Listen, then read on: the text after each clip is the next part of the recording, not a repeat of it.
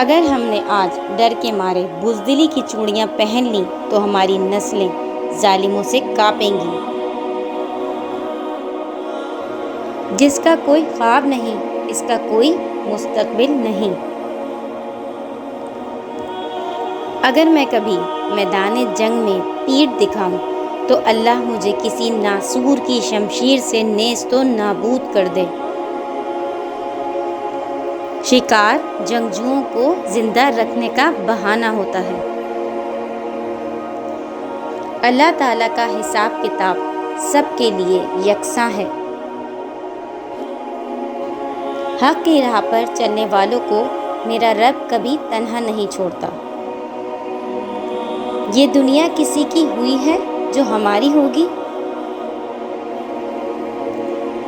تلوار اسی کے ہاتھ میں سچتی ہے جسے چلانی آتی ہو۔ انسان جہاں جاتا ہے وہاں اس کا رزق پہلے پہنچ چکا ہوتا ہے۔